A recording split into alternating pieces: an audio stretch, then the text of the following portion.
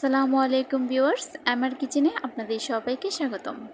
আমি মিম গাজীপুর থেকে বলছি। আজকে আমি আপনাদের সঙ্গে chocolate pound cake recipe share করব। তো চলুন রেসিপিটি শুরু করা যাক। আমি রুমের স্বাভাবিক তাপমাত্রার 2টি ডিম নিয়ে নিয়েছি। এর মধ্যে হাফ কাপ চিনি দিয়ে দিব। একটি হ্যান্ড উইক্সের সাহায্যে ভালোভাবে মিশিয়ে নেব।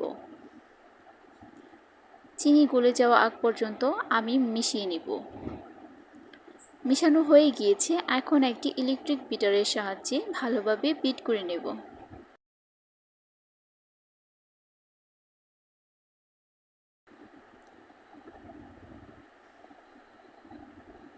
বিট করা হয়ে গিয়েছে। এখন এর মধ্যে 1/4 কাপ সয়াবিন তেল দিয়ে দিব। তারপর আবার কিছুক্ষণ বিট করব। এখন এর মধ্যে 1 চা চামচ চকলেট ইমালশন দিয়ে দিব। তারপর ইলেকট্রিক বিটারের সাহায্যে ভালোভাবে মিশিয়ে নেব। মেশানো হয়ে গিয়েছে। এখন শুকনো উপকরণগুলো মিশিয়ে নিব। আমি আগে থেকেই সবগুলো উপকরণ চেলে নিয়েছি। হাফ কাপ ময়দা দিয়েছি। হাফ কাপ ময়দা থেকে 2 টেবিল চামচ ময়দা উঠিয়ে নিয়েছি।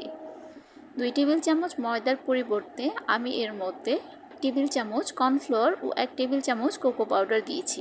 হাফ চা চামচ বেকিং পাউডার, 1/4 চা চামচ বেকিং সোডা, 1 চিমটি লবণ দিয়ে চেলে নিয়েছি। তারপর আমি অল্প অল্প করে ব্যাটারের সঙ্গে শুকনো উপকরণগুলো মিশিয়ে নিব ও যতবার আমি শুকনো উপকরণগুলো দিব ততবার আমি লিকুইড দুধটা ব্যবহার করব। আমি এখানে হাফ কাপের মতো লিকুইড দুধ নিয়েছি। দেখুন আমি সম্পূর্ণ শুকনো উপকরণগুলো এর মধ্যে দিয়ে দিয়েছি। তারপর একটি স্প্যাচুলার সাহায্যে ভালোভাবে নেড়েচেড়ে মিশিয়ে নেব। মেশানো হয়ে গিয়েছে। আমি আগে থেকে একটি মোল্ড রেডি করেছি। এখন এই মোল্ডে আমি ব্যাটারটা ঢেলে দিব। আমি ওভেনে 180 ডিগ্রি তাপমাত্রায় 40 মিনিট এই পাউন্ড কেকটা বেক করে নেব।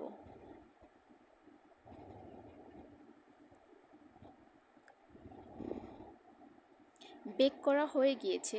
দেখুন কেকটা কত পারফেক্ট হয়েছে।